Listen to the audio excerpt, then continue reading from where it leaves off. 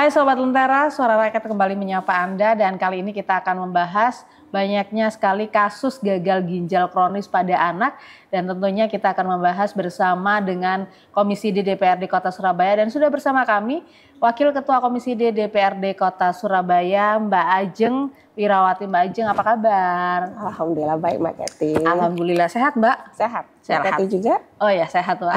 Mbak Ajeng, kalau kita lihat beberapa akhir bulan ini banyak sekali kasus-kasus gagal ginjal kronis ya Mbak Ajeng ya. Iya. Baik secara di Jakarta, di beberapa kota yang ada di Surabaya, termasuk di Kota Surabaya ini baru ketahuan 1. Iya. Ya, ini Dinas Kota Surabaya ini, Kesehatan Kota Surabaya ini merilis baru 1 ini. Nah, Komisi D sendiri ini melihatnya seperti apa? Apakah ini sebagai warning bagi masyarakat Kota Surabaya untuk terus berhati-hati dan supaya lebih memberikan makanan bernutrisi kepada anak-anaknya atau seperti apa nih Mbak? Ya, kasus gagal ginjal ini memang sangat meresahkan untuk para orang tua ya. Jangan sampai gagal ginjal ini juga lebih banyak menjangkau ke anak-anak. Karena memang pada dasarnya gagal ginjal ini biasanya ya memang penyakit untuk orang tua karena memang terlalu banyak mengkonsumsi karena makanan seperti apa sehingga kenanya pada usia tua. Tapi ternyata kendalanya sekarang adalah usia semakin turun. Usia anak juga kena juga gagal ginjal sehingga itu menjadikan hal meresahkan. Ternyata apa? Ternyata makanan yang ada di sekeliling kita, di sekitar kita memang banyak hal yang harus diseleksi lagi. Tidak semata harus diminum dan semuanya aman dan diminum dengan kondisi takaran tertentu. Nah, ini memang jadi PR juga dari pemerintah supaya bisa mengajak para masyarakat ini memilih makanan yang bergizi. Kalau memang makanan itu snack dan sebagainya harus mempunyai takaran tertentu. Oke, harus punya takaran tertentu begitu ya. Artinya tidak boleh terlalu berlebihan begitu ya untuk mengonsumsi satu makanan begitu, satu menu. Terkadang kan anak misalnya udah dibekalin ini Mbak Ajeng, tapi masih aja mereka itu di kantin sekolah itu masih pengen, aduh aku pengen es teh nih, aku pengen minuman-minuman berwarna nih. Nah itu gimana? Komisi D itu menyorotinya seperti apa ini? Ini karena sudah gagal ginjal ini sudah menyentuh usia anak sehingga dari Dinas Pendidikan juga harus memberikan wawasan untuk para anak-anak ini memilih snack seperti yang tadi disampaikan oleh Mbak Kety ya, mungkin ada minuman yang berwarna-warni yang membuat anak itu penasaran seperti itu, kemudian juga dari bentuknya yang lucu-lucu, dari baunya yang juga menggugah ataupun bentuk packaging snacknya yang sudah berada di mana-mana yang sangat menarik ya untuk anak-anak konsumsi sehingga dari Dinas Pendidikan harus memberikan wacana mana yang makanan yang aman diminum oleh anak-anak, mana makanan yang dimakan anak-anak itu aman seperti apa, diminum yang aman itu seperti apa. Ini memang kita kemarin sudah ada program kantin sehat seperti itu. Nah, ini semuanya Dinas Pendidikan harus mempunyai SOP makanan yang dijual seperti apa. Jikapun manis tidak boleh menggunakan pemanis pembuatan yang terlalu banyak. Jika ada minuman saset, nah kalau bisa dikurangi, jangan terlalu banyak yang minuman saset.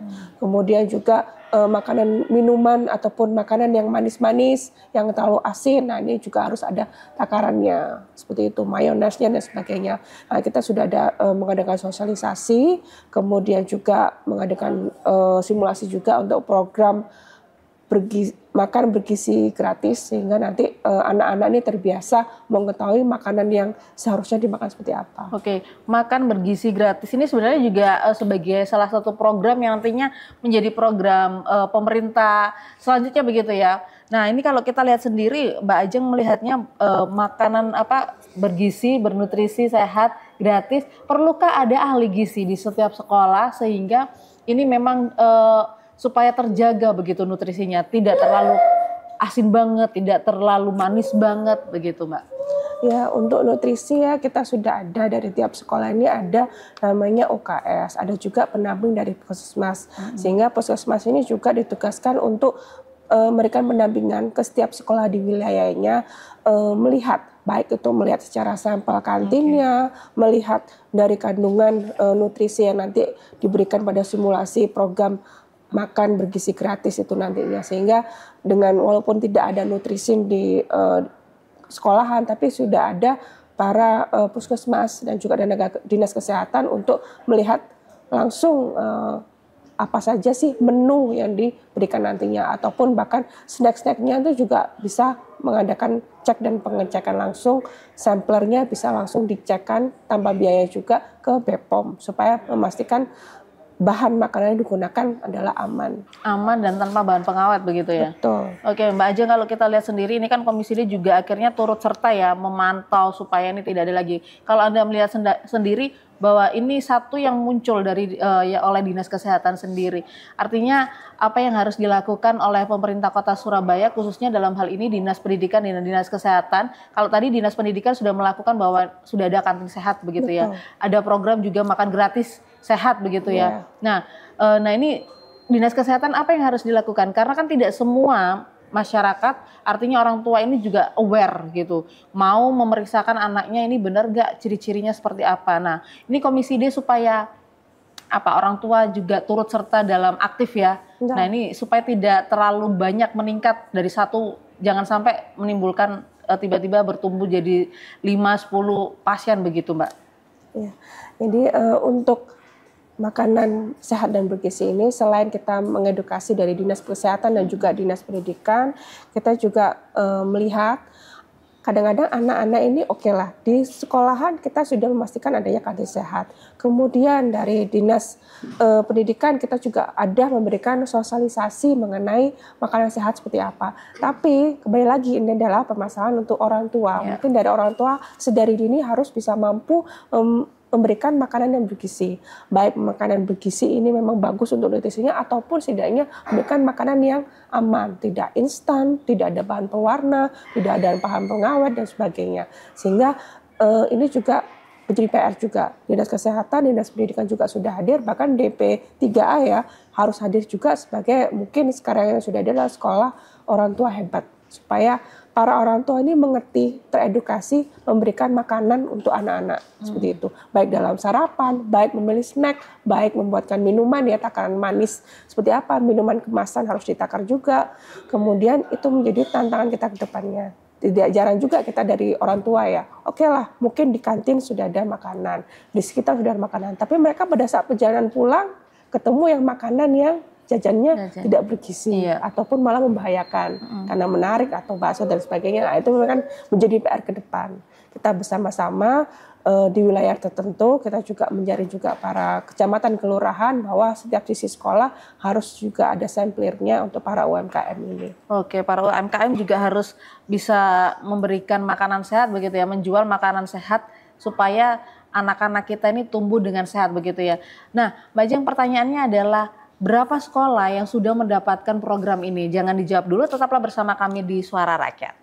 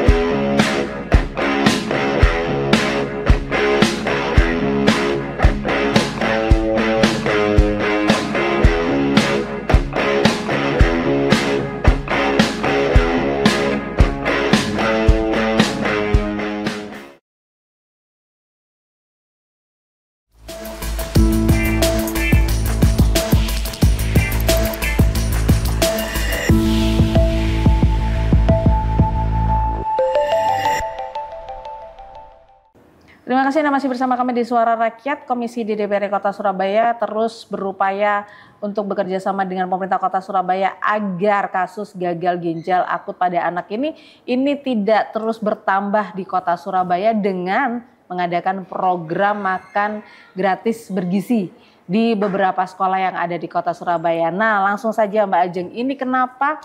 Apakah seluruh sekolah ini mendapatkan program ini atau justru hanya beberapa sekolah saja yang dapat?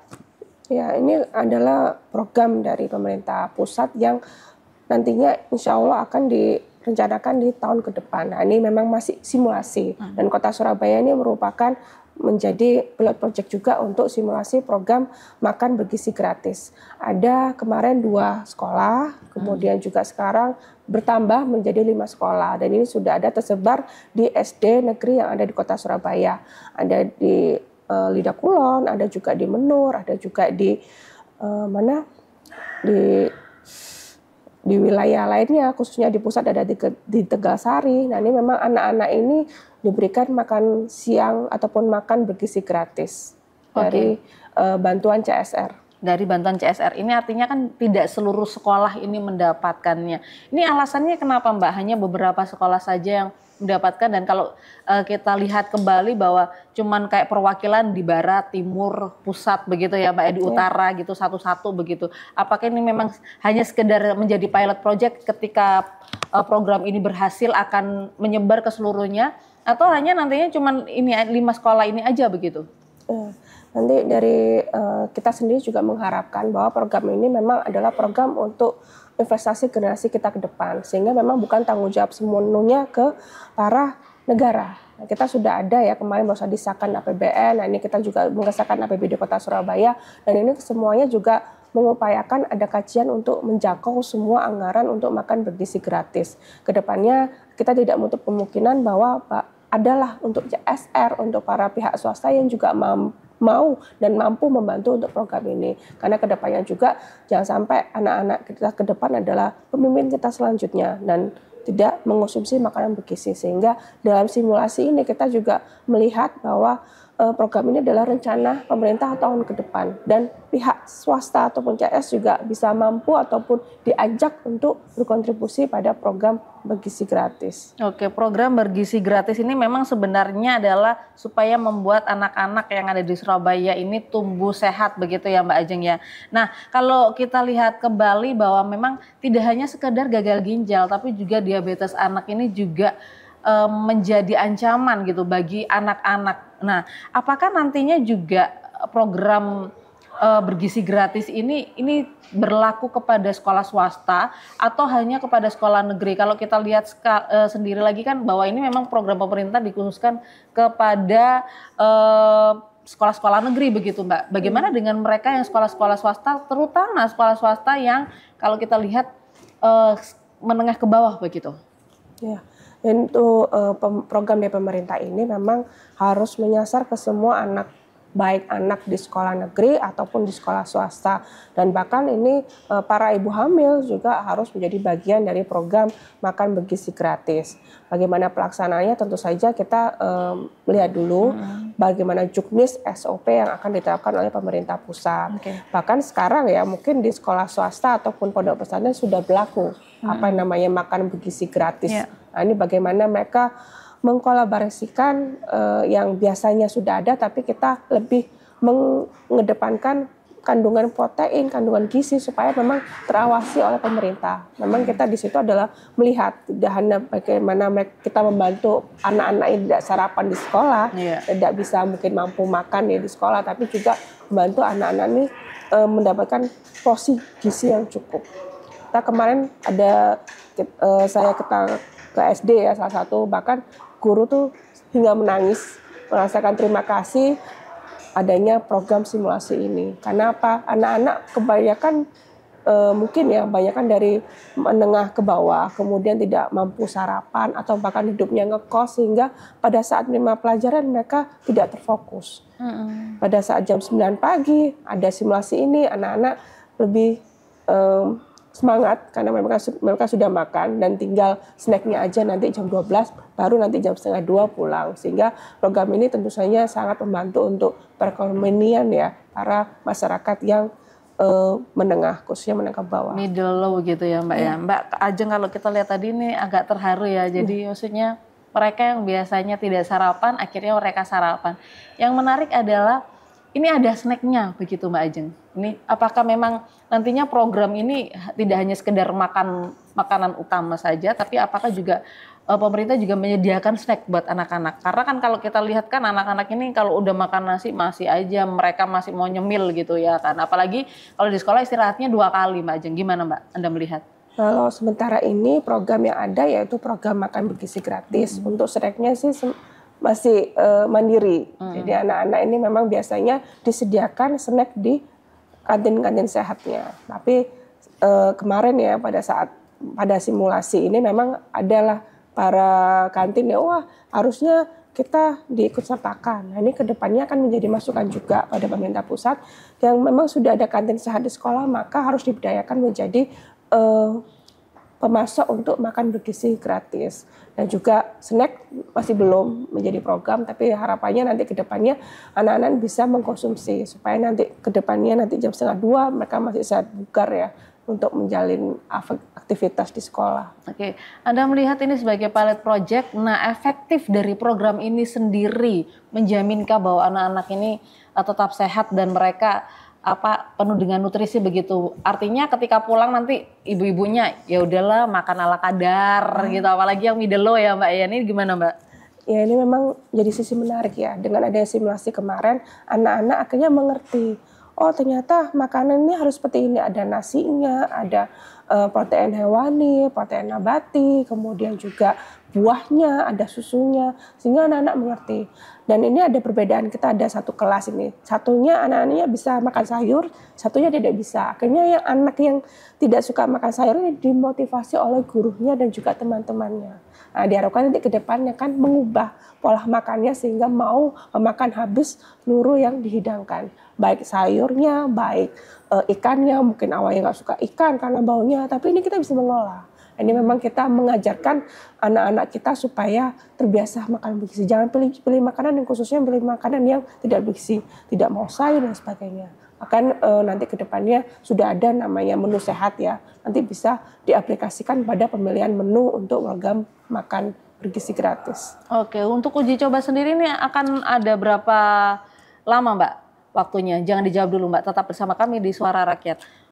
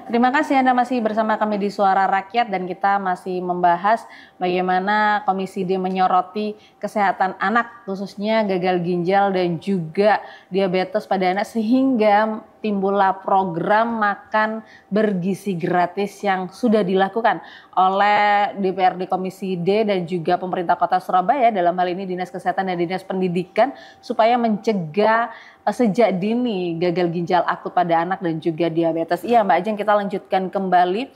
Kalau tadi memang sudah ada beberapa sekolah ya Mbak Ajeng ya. Nah ini apakah nanti juga tadi juga sudah dijelaskan tentang snack. Nah, untuk snack sendiri ini berlaku sampai kapan ini Mbak? Program ini sendiri, apakah anak-anak ini akan menikmatinya selama jangka 1 tahun atau uji coba ini ada batasan waktu?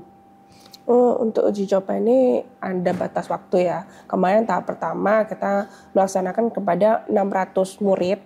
600 murid ini tidak hanya pada murid saja tapi juga pada guru dan tenaga pendidik yang ada di sekolahan itu. Kemudian juga pada saat bulan Agustus ini bertambah lagi tahap kedua, menambah 700 ya, menjadi total kesemuanya 1.300 yang tersebar di SD di Kota Surabaya. Nah ini memang bervariasi untuk menu-menunya, sementara ini karena kita dari CSR maka menunya akan ditentukan oleh pihak CSR, tapi kita juga meminta kepada pihak sekolah menginfokan seperti apa portet untuk menu-menunya. Kemudian juga dari kita kemarin melihat ke sekolah, ternyata dari pihak komite sekolah, komite wali murid ya, itu antusias terhadap program tersebut. Maka mereka membantu untuk dalam pengelolaan sampahnya, pengelolaan untuk packaging makanannya seperti apa ke depan. Bahkan diharapkan memberikan hasil juga untuk budidayanya dan juga membantu anak-anak memenuhi kebutuhan sekolahnya. Sehingga nanti ke depan saya harapkannya dengan program bergizi gratis ini bisa menyasar ke seluruh sekolah, baik itu di SD, SMP, negeri dan swasta di Kota Surabaya, dan juga dengan dukungan dari orang tua yang seperti kita lihat di simulasi yang kemarin. Oke, target sendiri Mbak Ajeng ke depannya dengan adanya program ini sendiri, targetnya apa sih dari Komisi D ini? Terus kemudian saran juga dan solusi yang diberikan Komisi D ini kepada pemerintah Kota Surabaya mencegah banyaknya penyakit-penyakit yang timbul pada anak ini, bagaimana Mbak Ajeng? Ya, untuk pemerintah Kota Surabaya dan juga DPRD kita sudah ada program untuk edukasi secara dini dan juga pengecekan langsung untuk kasus diabetes, kemudian juga kasus hipertensi supaya anak-anak terhindar dari kasus gagal ginjal. Sehingga para orang tua ini bolehlah kita mengecek ke puskesmas supaya menghindari cuci darah seumur hidup yang pernah jangan sampai terjadi ada di Kota Surabaya. Dan juga pada pemerintahan khususnya kita juga memastikan pengawasan dan dinas kesehatan untuk mengecek secara langsung bagaimana makanan yang telah dijual belikan di sekitar sekolah, kemudian sekitar perkampungan seperti apa. Dan jika perlu dari DPRD juga kita memerlukan kajian ya supaya bisa mengatur para pelaku usaha dan juga para yang ada di sekolah dan juga di perkampungan bagaimana memberikan makanan yang bisa dikonsumsi oleh anak-anak baik dewasa ataupun muda supaya anak-anak ini terhindar dari 10 penyakit yang mematikan di Kota Surabaya. Oke, baik. Pertanyaannya adalah ini UMKM ini kan juga turut serta menyumbang atau sumbangsi terbesar perekonomian yang di Kota Surabaya. Artinya UMKM ini ketika mereka mempunyai ide buat makanan ini, sekarang banyak sekali makanan-makanan yang viral ya Mbak Ajeng ya, entah itu dari negara mana mereka ya istilahnya yang penting ini mereka jual menghasilkan begitu. Nah ini bagaimana sosialisasi yang harus dilakukan oleh pemerintah Kota Surabaya ini? Kalau tadi Mbak Ajeng ya kita harus memberitahu juga mengedukasi para UMKM begitu. Nah kalau dari Komisi D sendiri ini seperti apa menangani seperti ini? Sementara UMKM ini adalah sumbangsi terbesar perekonomian yang ada di Kota Surabaya. UMKM ini kan bermacam-macam, ada yang secara langsung dijajakan, bahkan ada yang jajanan secara online juga bisa, sehingga tidak hanya kita memberikan sosialisasi pada orang tua dalam memberikan jajanan, ataupun bahkan pada saat mereka mengajukan izin usaha ya, kita juga memberikan pendampingan mana yang aman dikonsumsi, bahkan jika memang diperlukan kita harus ada batasan, menginfokan memang ini sekitar takarannya terlalu manis, seperti yang ada di negara maju ya, seperti lagi ya, supaya ini juga berlaku di Kota Surabaya. Jadi memang orang tua dan juga masyarakat di Kota Surabaya bisa memilih, oh ternyata ini makanan ini sudah dicek oleh badan ataupun dinas di kesehatan di Kota Surabaya sehingga dapat izin gulanya mengandung sekian untuk baik untuk takarannya, garamnya seperti apa. Ini memang kita selain dari habit, kita juga memerlukan peraturan khusus ya untuk mengajak para orang tua dan juga anak-anak ini terbiasa untuk makan bergizi dan sehat untuk masa depan. Artinya memang harus UMKM juga harus turut serta bergabung begitu ya, supaya memang anak-anak ini mereka benar-benar memakan makanan yang bergizi, punya nutrisi, tidak sembarangan jajan di mana-mana. Nah, apakah nanti juga akan ada perda khusus begitu bagi mereka UMKM yang khususnya mereka nih menjajakan di lingkungan sekolah, Mbak? Gimana, Mbak? Kita memberikan masukan pada wali kota ataupun dinas supaya membuat peraturan baik dalam surat SOP yang ada di sekolah ataupun di wilayah kecamatan dan juga kelurahan. Ada juga namanya surat edaran memastikan makanan UMKM ini teruji di BPOM. Jika diperlukan maka kita dari DPRD juga harus mampu ya membuat kajian supaya memastikan para UMKM ini terlibat dalam memastikan makanan yang bergizi ataupun tidak bergizi. Tapi kita kembali lagi pada kasus orang tua, bahwa yang memastikan kebiasaan anak untuk memilih makanan bergizi atau tidak adalah orang tua. Sehingga perlu dari pihak orang tua ini memperkaya diri ya, khususnya bagaimana mengajak anak-anak tidak menyetok makanan instan, tidak terlalu banyak menyetok minuman sunset, ataupun hal lainnya dalam kehidupan sehari-hari si anak. Oke, artinya memang benar-benar harus ini perda atau peraturan ini juga harus diperhatikan oleh para UMKM ya. Ya Mbak, mungkin terakhir supaya orang tua juga harus waspada, tidak hanya sekedar ini yang bekerja pemerintah Kota Surabaya dan juga Komisi D DPRD, tapi orang tua juga harus memperhatikan benar-benar kesehatannya. Harapan dan pesan kepada mereka orang tua yang masih memiliki anak-anak kecil, silakan Mbak. Ya. Untuk para orang tua, khususnya yang punya anak kecil, marilah kita memperkaya diri kita sendiri dengan banyak pengetahuan mengenai makanan yang bergizi ataupun tidak.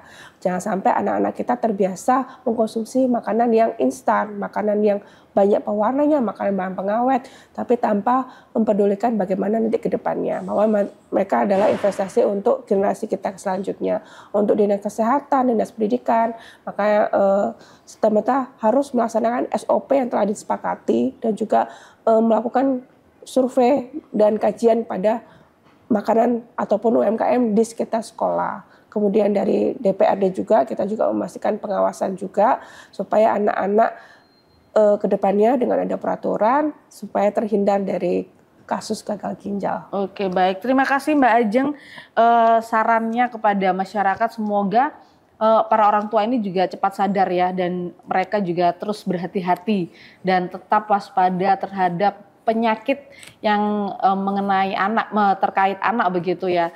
Baik, terima kasih Mbak Ajeng sekali lagi atas bincang-bincangnya pada hari ini. Saya Catherine Ellison pamit undur diri, sampai jumpa.